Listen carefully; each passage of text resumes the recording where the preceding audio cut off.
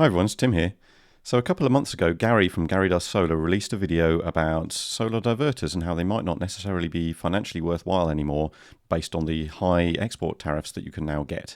And in addition to that, he also said that it might not be worthwhile to use a solar diverter because of environmental reasons. And that got me thinking, because I'm not going to have the option to heat my hot water through gas for much longer, because our gas is going to get disconnected on the 1st of June.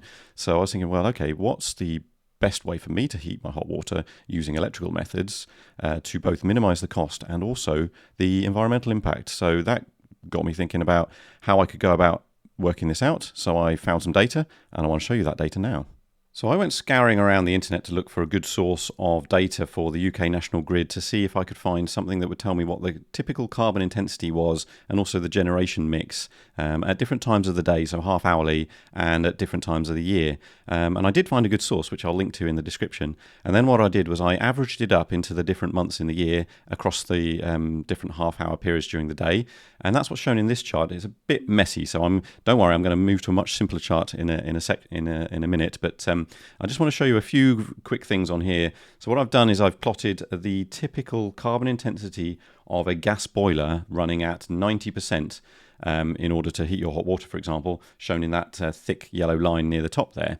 And what I've done, I've been pretty generous at 90%. Some gas boilers are closer to 80%, and that would actually push this up a little bit, so closer, up to maybe 230, 230 grams per kilowatt hour.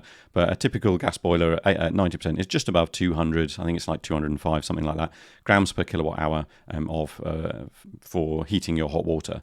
So if you were to use electricity instead, then that would come directly from an immersion heater, for example, at 100%.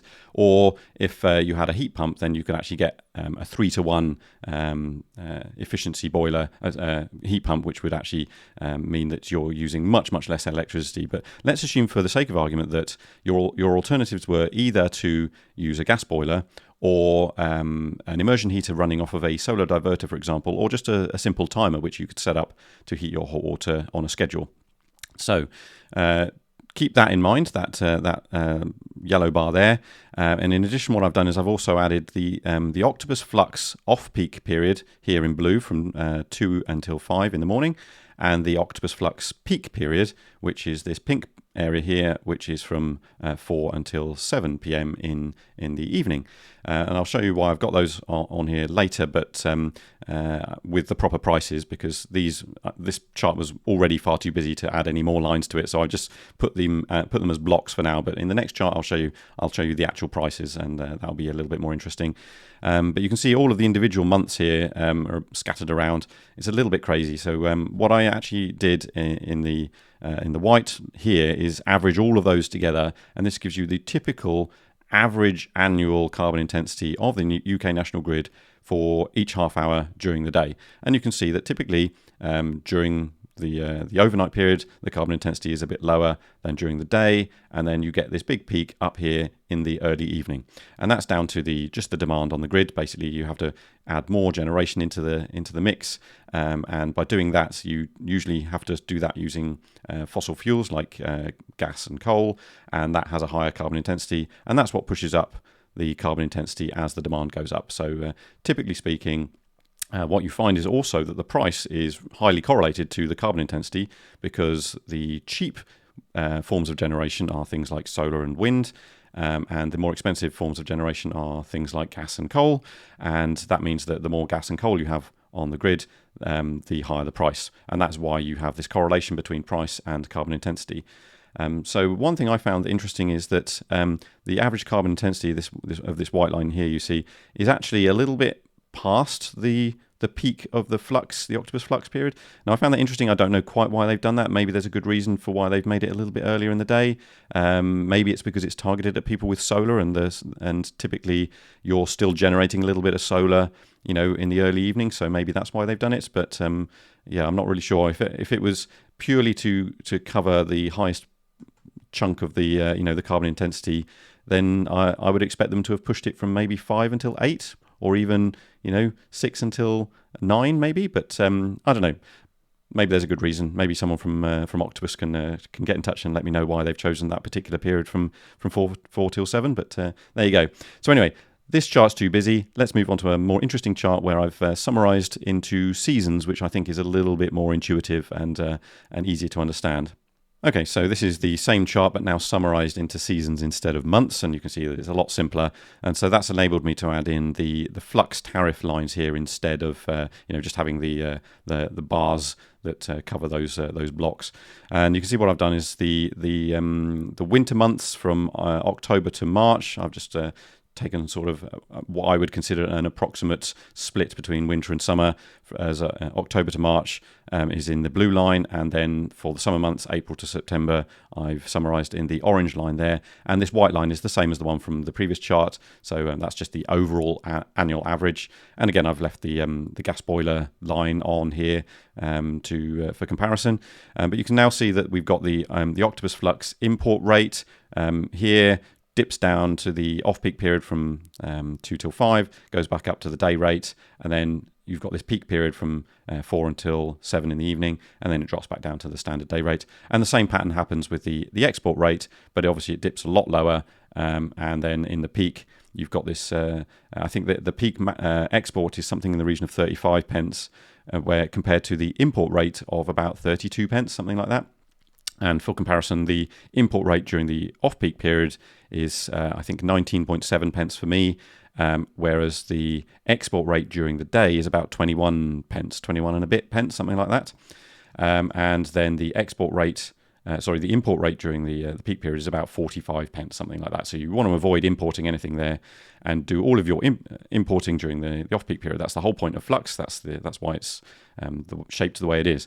And you can see why they've done this is because what they want you to do is to basically do as much consumption as you can when the carbon intensity is at its lowest, typically during the overnight period, and then export when the carbon intensity is at its highest.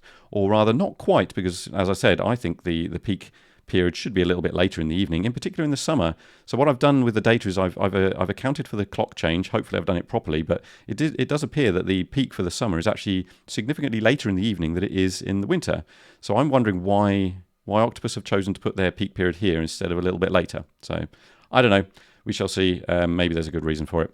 But yeah, this starts to reveal why they've chosen this sort of pattern. Clearly you've got much more lower carbon intensity generation during the overnight. So if you want to do your consumption, that's when you should do it.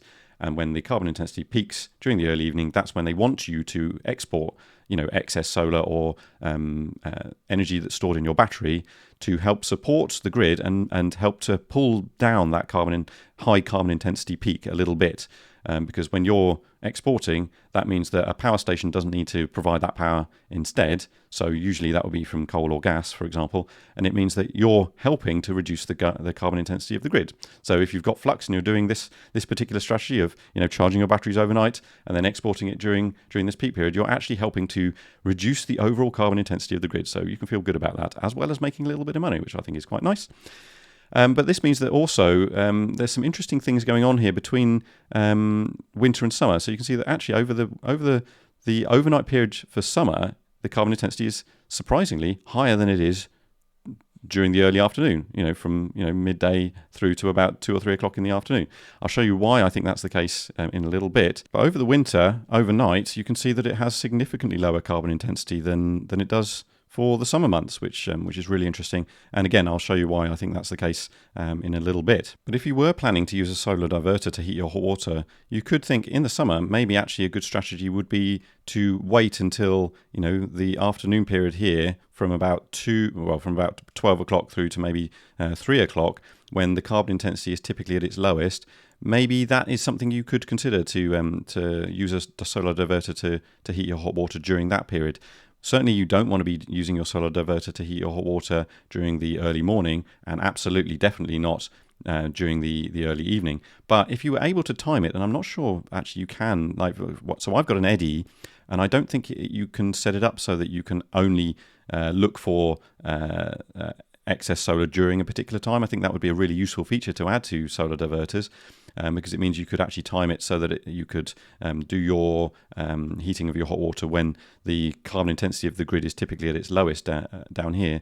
So in lieu of that, what I'm doing is actually using my eddy just as a timer. So what I've done is I've set the limit, the export limit for the eddy to be significantly higher than what my typical generation is capable of, so that it will never divert excess solar, and instead I've just set it up as a scheduled boost. So I'm now heating my hot water essentially during this period here, when so maybe the carbon intensity isn't as low as it is during the early afternoon, but it is lower than, early this bit in here where it peaks when everyone's having their breakfast, and during the rest of the day, and during the early evening.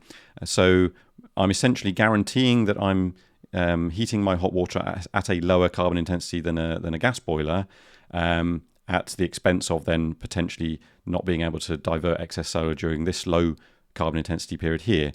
However, because I'm now heating my hot water overnight, that means any excess that would have gone into my hot water during the day, I can now export it. And obviously I can help support the grid during the day, but the more important thing is that I can ensure that my battery is completely full, ready for this peak period. And then I can force discharge my battery during this peak period to help suppress the high peak, the high carbon intensity peak here. In particular, this obviously the later section of this is the more important bit, because that's when the carbon intensity is typically a little bit higher. So what I'm doing is I'm currently force discharging for an hour to an hour and a half in the second half of this block here, to help suppress this little bit of high carbon intensity generation that the grid requires to support the high demand that's typically found in the early evenings. So that's the sort of thing that I'm doing, and in fact it's obviously financially beneficial for me to do that as well, because I'm importing during the off-peak period at 19.7 pence, and I'm also charging my battery up to about 80% during this block here. I might experiment a little bit with that and vary that. Maybe I'll fill it completely, which means that I can then export for the rest of the day as well. But at the moment, I'm letting it fill up a little bit during the day, sort of hedging my bets a little bit, splitting splitting it half and half, filling it up partly overnight and then partly during the day. And then that means that I've got a full battery for most of the day. So it's exporting, any excess solar is basically getting exported for most of the day. And then I've got a full battery ready to export for, an hour to an hour and a half during this period here. So that means that anything I import at 19.7 pence, I can then export at about 35 pence. And even if you account for the typical losses that you get when you charge and discharge a battery, so for my system, it should be about 6% lost in each direction. So when you multiply 0.94 by 0.94, you get about 0.883, something like that. So something like we would be losing something in the region of 12% for the round trip. I do need to do a proper test on that. I'll be hopefully doing a video on that separately, but let's assume that we have a round trip efficiency of about 88%.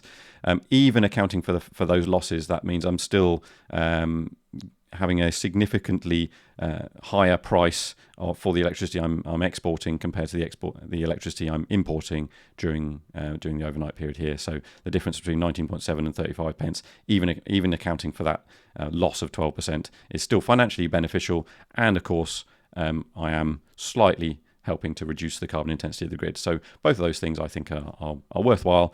And if you're planning on doing that sort of thing, let me know. I think that's the strategy I'm sticking with for the moment. Even though maybe it's reducing the lifetime of the battery a little bit, I do need to get in touch with Give Energy to see what they suggest is the best policy for this, whether it's, by doing this strategy, would I be significantly reducing the lifetime of my battery? The warranty is 10 years, and it does say it's unlimited and you can use it as much as you like. So I take it from that it means that they do expect you to do this sort of thing, and the fact that they give you the option to be able to export means that they're happy for you to do it. But I will get in touch with them, get a proper answer, and I will let you know what they say in a future video. But for now, that's what I'm doing. I haven't yet been brave enough to export for the full 3 hours, but maybe I'll do that later in the summer once I've got a firm answer from Give Energy. So let's go back to the question of why we see these peaks and troughs, and why there's a difference in the summer and the winter between the carbon intensity overnight and during this period during the early afternoon. So yeah, let me show you some even more interesting charts. So that same source of data that I found for the carbon intensity also shows what the typical generation mix is at different half-hour periods during the year. And I've done the same thing in this chart as I did in the previous one. I've basically averaged it up into half-hour chunks throughout the day. And so now we've got on the side here the generation level in gigawatts. So this is the typical average generation mix for the UK during the year. And I've shown the same carbon intensity chart line here, which is in grams per kilowatt hour. Grams of CO2 per kilowatt hour on the right hand side here. So that's the same as it was in the previous charts, and this is the annual average, and you can see the peaks and the troughs, and you can see that it roughly follows the generation level here. So as when the generation is low, the carbon intensity is low. As the generation picks up, you can see the carbon intensity picks up. Let's ignore this little bit in the middle here. I'll come back to that in a second. And then again, when the generation is very high in the early evening, the carbon intensity is high, and then it dips back down again into the evening. This bit in the middle, you can see, this is where the carbon intensity dips, and that's because of all the solar that's on that's part of the UK generation mix now.